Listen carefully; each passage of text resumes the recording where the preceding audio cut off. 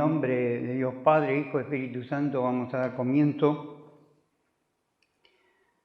a esta integración a la palabra de Dios, a este estudio bíblico, a este análisis, este compartir la maravillosa palabra de Dios.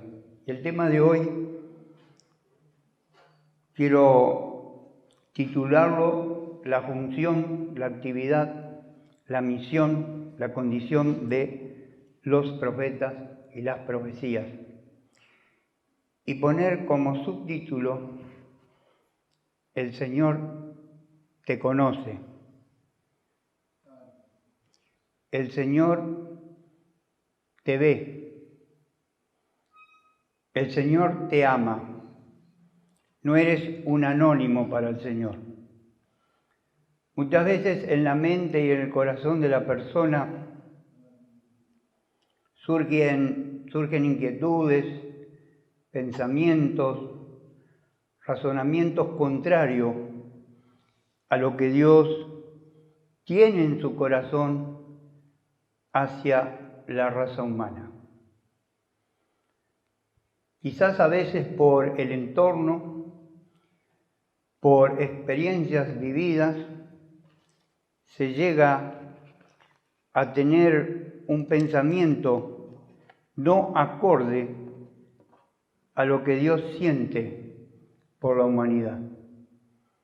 La humanidad de todo linaje, de toda raza, de toda creencia, de cualquier nivel social, cultural, estatus. Hay un pasaje clave que está en el primer capítulo de las Sagradas Escrituras y en el primer libro, donde, hablando en plural, el libro de Génesis, capítulo 1, allí encontramos algo que Dios dice y que determinará hacer y que hará.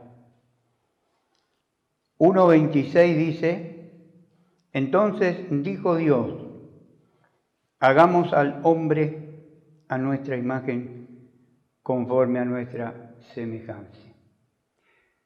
Y partiendo de esa realidad, de esa aclaración que hace la Sagrada Escritura, nosotros podemos tener la firme convicción de que Dios realmente ama y tiene en gran estima a lo que Él creó. Podemos ver que Él hizo todo el cosmos, toda la creación, usando la palabra. Pero aquí podemos ver que Él tuvo un interés especial, como un culmen a todo lo que Él había hecho. De más está decir que Dios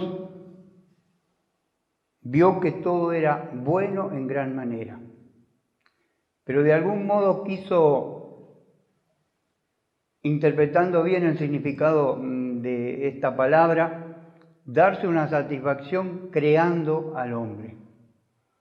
Entonces acentuó este subtítulo: Jesús tiene interés en tu persona. No eres un desconocido para Él. No eres un anónimo, no eres alguien sin valor o insignificante, sino que eres apreciado para Él. Entonces, este tiene que ser un incentivo para nuestro diario andar, para nuestra vida, para este lapso de tiempo que estamos aquí en esta tierra. Yo realmente me quedo asombrado lo veloz, lo raudo, lo rápido que pasa el tiempo. No hace mucho era un niño, un adolescente, un joven, y hoy ya soy una persona madura, padre, abuelo, con varios años cumplidos. Esto me muestra, por un lado, la insignificancia, la futilidad, la pequeñez del hombre. Porque dice la palabra que Dios lo hizo del polvo de la tierra. Y hoy cuando estaba armando este discurso, esta prédica, me puse a pensar de lo molesto que es a veces la tierra, la polvareda, como decimos en algunas regiones y con algunos dialectos que usamos. ¿Quién no se siente incómodo si ve en un mueble o en el acordeón, que es un instrumento muy delicado, una guitarra, una lámina de polvillo, de polvareda, de tierra, como decíamos estando en el campo nosotros? ¡Qué tierral que se viene! Venían unos vientos fuertes como hoy, llenaba todo de tierra. Incluso a veces éramos amonestados y aligerados a cerrar las puertas para que ese polvillo no ingrese. Y por otro lado vemos el valor del hombre. Aquí se ve como una paradoja, como algo opuesto, antitético, es decir, el hombre es del polvo de la tierra, un día fenece. He visto mucha gente importante puesta en un ataúd y con un emocionante y llamativo cortejo llevado a un cementerio. He visto mendigos que también fallecieron. Y esa es la condición del hombre por causa del pecado. Del polvo eres y al polvo volverás. Por eso la importancia de razonar, de entender, de involucrarse en la palabra de Dios, de indagar, de buscar los pormenores, aunque a veces nos sea un poco inentendible algunos pasajes. Incluso teólogos, biblistas y grandes analistas a veces tienen como un dilema o cierto enigma en algunos pasajes bíblicos. Pero qué lindo es que, aunque no entendamos todo, seguir buscando, decidir por Cristo, como decía la canción, y permanecer en Él. Porque es muy triste y muy feo y muy trágico la eternidad sin Cristo. La palabra claramente clasifica al hombre de un ser tripartito: espíritu, alma, cuerpo. Y un día el cuerpo se separa. Pero la palabra también dice que el alma, el espíritu, permanecerán por la eternidad. Por eso hago énfasis en ese subtítulo: Jesús te conoce, tiene interés en ti, significas mucho para Él. No importa lo que a veces podamos escuchar, lo que se pueda oír, lo que se nos ha dicho, lo que nosotros deducimos en algún momento que éramos. Jesús tiene un concepto muy alto de nosotros. Eso sí, no amerita de que el pecado sea aceptado por Él. Él detesta, abomina el pecado. Y el creyente tiene que detestar y abominar el pecado. Por el hecho de que el pecado destruye, corroe, extermina, desdibuja, arruina. Lamentablemente vi muchas personas arruinadas por el pecado. Muchas. Y el pecado hace estrago. La palabra de Dios dice claramente en San Juan 10:10 que el enemigo, Satanás, ese espíritu maligno, rebelde, ya condenado al lago de fuego, como dice Apocalipsis 20:10, vino solamente para hurtar, para destruir, para matar. Yo siempre cuando comparto alguna charla con alguna persona, hago siempre énfasis en esto. Nunca pienses o creas que Satanás te va a dar algo valioso. Todo lo que él te ofrezca o pueda hacer o tener una participación en tu vida, en tu existencia, es solo para destruir, porque es el acérrimo enemigo de Dios. Por eso, a tener mucho cuidado cómo asimilamos esa cuestión. Somos seres débiles y limitados. A la prueba nos remitimos, como en estos tiempos estamos todos con barbijo. Yo le digo siquera, parece una palabra un poquito grosera, pero más allá de que aceptemos o no, porque hay ciertas cuestiones de que algunos dicen que no es tan cierto, pero de todas maneras hay como un profundo, un subyacente temor, un miedo. Si bien es cierto, la palabra nos insta a que no haya temor. Jesús mismo le dijo a los discípulos cuando estaban siendo abatidos por aquella turbulenta y feroz tormenta en el lago de Galilea: no temáis. ¿Por qué os escandalizáis? ¿Por qué teméis, hombres de poca fe? Pero indudablemente, por nuestra condición de humanos caídos, pero recuperados por Cristo, es muy difícil erradicar el temor, el miedo. Y lógicamente debemos evitar el pánico, esa incertidumbre que muchas veces puede llevar a desequilibrio y desórdenes de todo tipo e índole.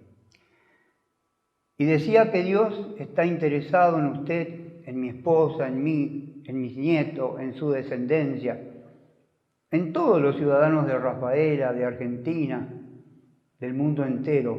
Por eso mandó a sus profetas. Y en este tiempo aquí de compartir la palabra,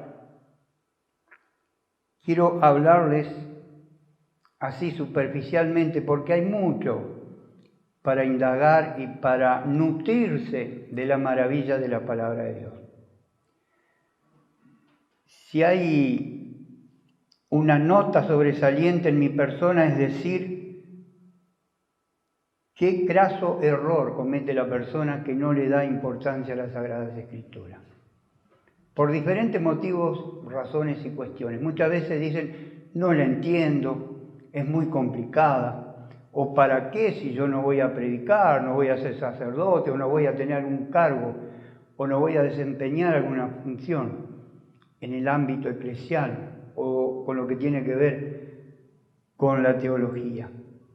Pero qué bello y qué hermoso es, más allá de los sueños, las aspiraciones que tengamos, poder involucrarnos, uso este término, involucrarnos con la palabra de Dios.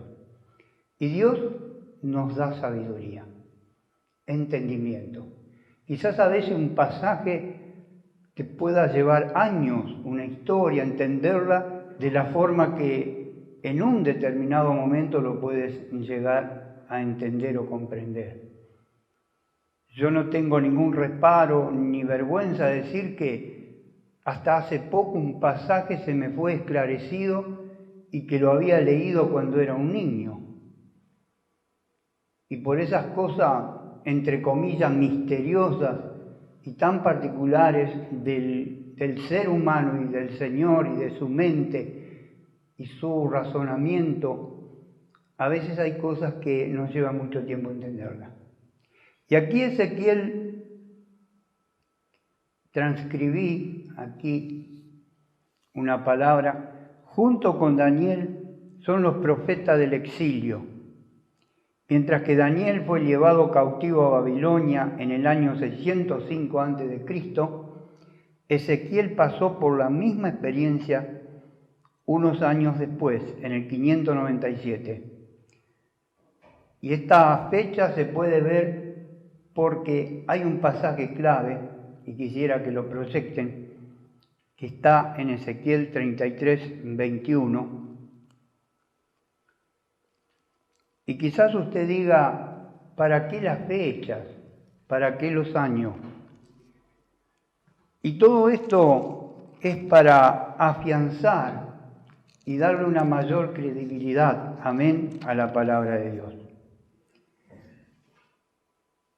Yo me asombré, aún siendo grande, siendo mayor, de la precisión, la exactitud y esos detalles pormenorizados que el Señor tiene en todas las cosas. Por eso es que hacía hincapié en esto de que el Señor te ve, te conoce, te ama y tiene interés en ti. No ama, no acepta el pecado de la persona, pero sí ama a la persona. Incluso en este extenso libro de 48 capítulos que tiene Ezequiel, extensísimo, vemos como él hace todos los esfuerzos posibles para que el impío no perezca. Le encarga a Ezequiel, en pasajes, que él le predique, le hable, lo trate de rescatar, de llamar, de avisar al impío para que no perezca. Y el pasaje 33:21, aconteció en el año 12º de nuestro cautiverio, en el mes 10º, a los 5 días del mes, que vino a mí un fugitivo de Jerusalén diciendo, la ciudad ha sido conquistada. Y la mano de Jehová había sido sobre mí la tarde antes de llegar el fugitivo, y había abierto mi boca hasta que vino a mí por la mañana y abrió mi boca, y ya no más estuve callado. Este pasaje tiene la particularidad de darnos fechas, lugares, puntos geográficos, regiones, de donde fueron aconteciendo distintos eventos, sucesos, acontecimientos. Y muchas veces los grandes estudiosos, yo diría los particulares ateos o antibíblicos, trataron de refutar, de desconsiderar las cosas de Dios, de quitarle valor o precisión. Pero es impresionante porque excavan, hurgan en la tierra y encuentran una taza, una tabla, una madera, un jeroglífico, alguna escritura, algún elemento que da una fehaciente e irrefutable prueba que tal o cual evento, como lo registra la Sagrada Escritura, ocurrió, o tal o cual etnia o raza o personas existieron. Aún aquello que parece inverosímil o sin demasiada importancia. Todo está muy bien contextualizado aquí, enseñado, plasmado, escrito, y todo es real y verídico. Realmente tenemos que tener un amor apasionado por la palabra de Dios. A mí me da, y vuelvo a reiterar esto, mucha pena como muchísima gente está entretenida en tantas cosas.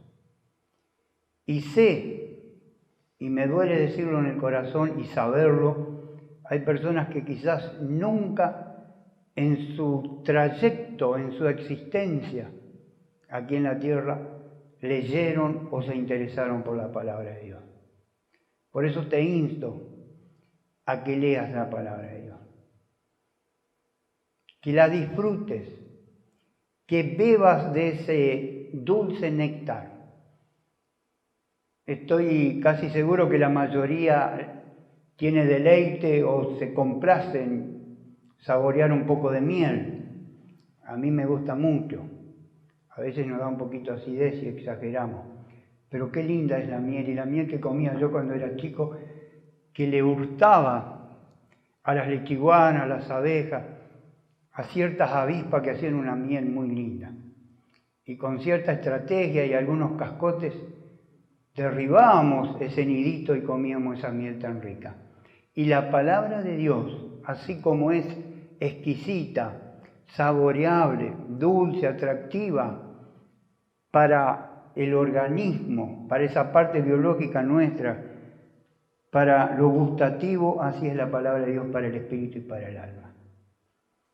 Por eso, por ningún motivo, desacredites a la palabra de Dios o hagas caso omiso de todas las advertencias que hace, de todos los consejos que da, que son para el bien del hombre.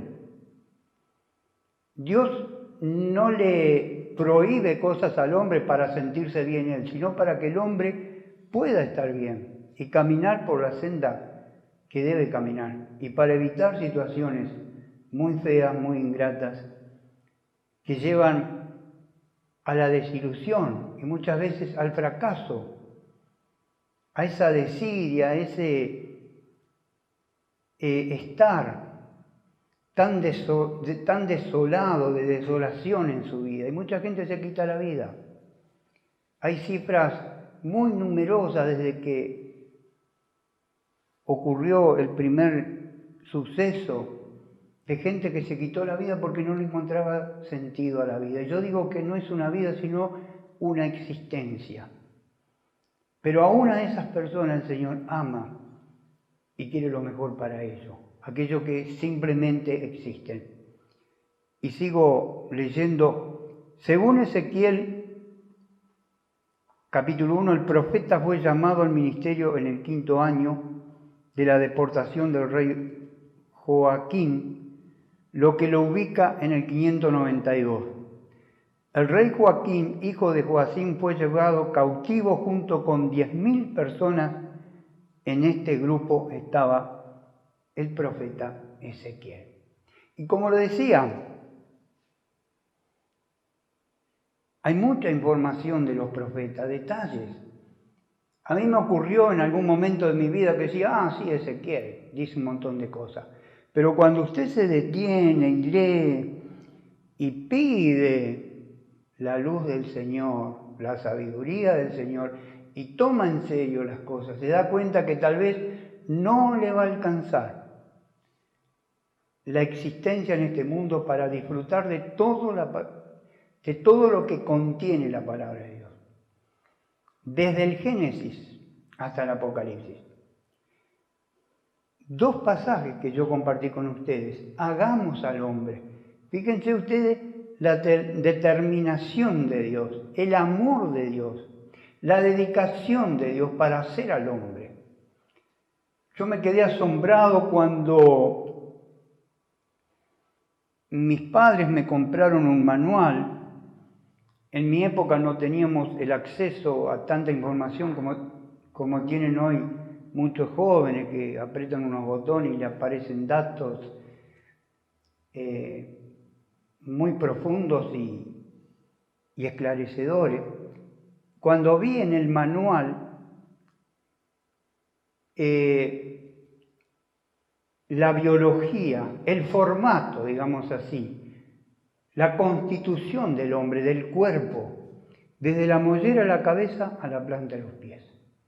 Todos los órganos que tenemos, los vasos sanguíneos, el torrente sanguíneo, las venas, las arterias, los músculos y tantas otras cosas.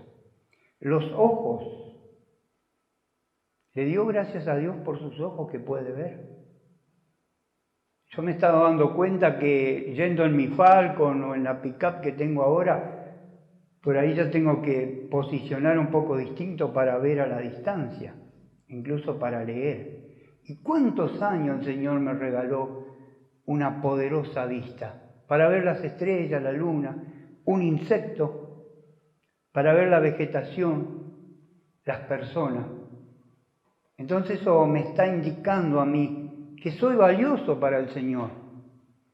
Por eso no me detengo a hacer esos absurdos análisis acerca de las cosas negativas, nefastas, o lo que pudieron haber pensado hacia mi persona, o lo que yo mismo generé en mi razonamiento acerca de mí, sino que me centro en el Señor y veo en Él un Dios que me ama.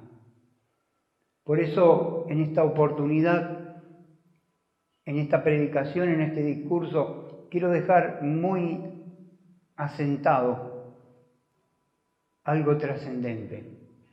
El Señor te conoce, nos conoce. El Señor te ama y tiene interés en ti.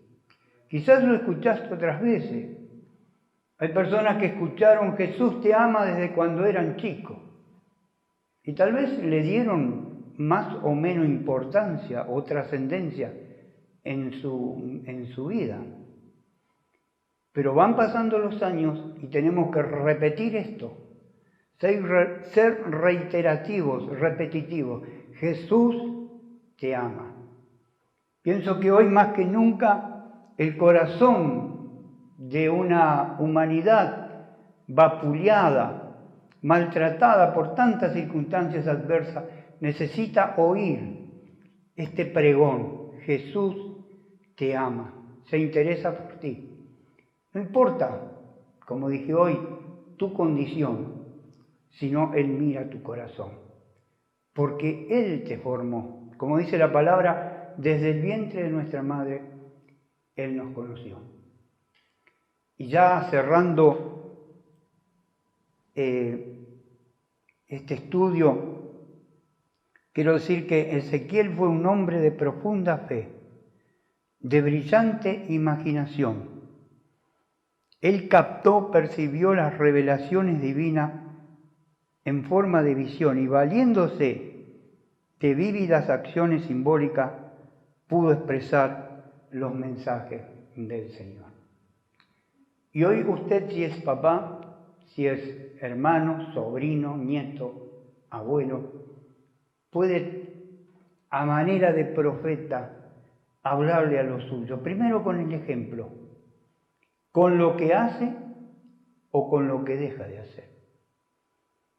Sabemos que es muy importante lo que muchas veces no hacemos. Tiene un gran significado, un gran valor para aquellos que están observando. Si un esposo es un buen padre, los hijos lo ven. Los vecinos lo ven, la ciudadanía lo ve. Si un abuelo se comporta como debe, los nietos lo saben apreciar. Si un nieto anda más o menos bien, los abuelos también lo aprecian. Por eso nosotros tenemos que ser esos profetas, esos sacerdotes de nuestro hogar, de la zona donde vivimos. No estoy avalando aquello de salir a empujar a los demás, acepta a Cristo, sino con mucho temple, con mucho tacto, con mucha destreza, hacer que otros se interesen por el Señor que nos hizo. Hagamos al hombre. ¡Qué noticia! Hagamos al hombre. No fuimos una mera casualidad, como dicen aquellos grandes profesores, icónicos seres con mucho estudio, los evolucionistas, que una materia, que una partícula, que una molécula, y luego se formaron cosas. Dios te hizo y Dios me hizo. Damos gracias al Señor por estos profetas. Hoy estuvimos viendo a Ezequiel, quizás en otra oportunidad veremos a otro, pero les puedo asegurar, hermanos, que si ustedes, querido oyente, se disponen a indagar, a informarse, a disfrutar de la palabra de Dios, se va a asombrar de lo mucho que la palabra contiene. Y el contenido de la palabra de Dios es lo más eficaz, preciso y acertado que un ser humano puede obtener en la vida. Amén. Vamos a estar orando. Bueno, buenas tardes, soy Mónica de San Vicente. Mi testimonio, la verdad que es un poco duro, pero a su vez con mucha fe, con mucha esperanza que el Señor sana y restaura corazones. Y no solamente corazones, sino también mente, alma. Él hace una obra completa no solamente en nosotros, sino también en las personas que están a nuestro alrededor, en nuestra familia. El caso fue que, bueno, mi nena del medio, porque tengo 3 niños, mi nena del medio que tiene 3 años, fue víctima de un abuso, por así decirlo, por parte de 2 de sus primas, que tienen 7 años las dos. Sufrió un abuso, no fue una situación muy linda para ella, y nosotros cuando nos enteramos como familia tampoco fue nada agradable. Ella empezó por las noches a manifestarse, tenía ataques como de pánico, gritaba, lloraba, gritaba que no quería que la tocaran. Nosotros nos acercamos con mi esposo a tratar de calmarla para que no siguiera gritando. No había forma de poder contenerla. Entonces empecé a activarme más en la oración en ese momento que ella estaba siendo atacada, por así decirlo, y lograba estabilizarla. Hasta que en una noche, estos pasaron más o menos, fueron 2 semanas caóticas. Estos ataques eran por la noche generalmente.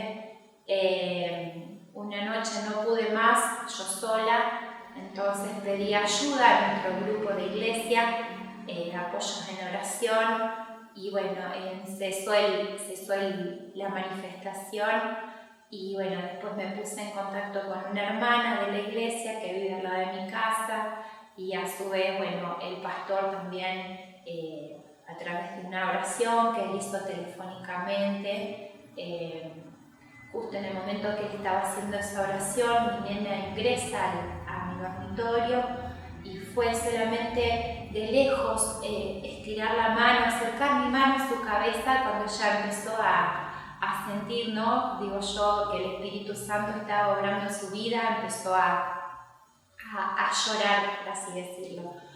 Y bueno, pasó un día, el otro día me acerqué a la casa de una hermana que, como dije antes, vive al lado de mi casa.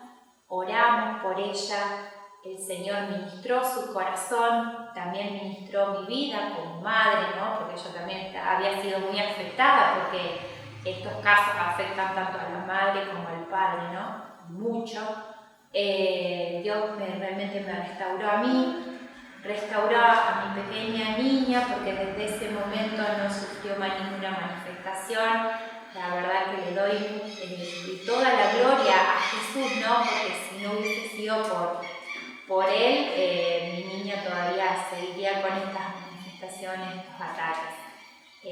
Había pedido un turno para una psicóloga. La psicóloga me dijo que no podía atenderla, pero bueno, no importa. Tenemos al médico más grande, que es nuestro amado Jesús, y bueno, todas las dolencias o todo lo que ustedes estén pasando en este momento, yo desde mi consejo de madre, entréguenselo a Él, que Él sana todas las heridas.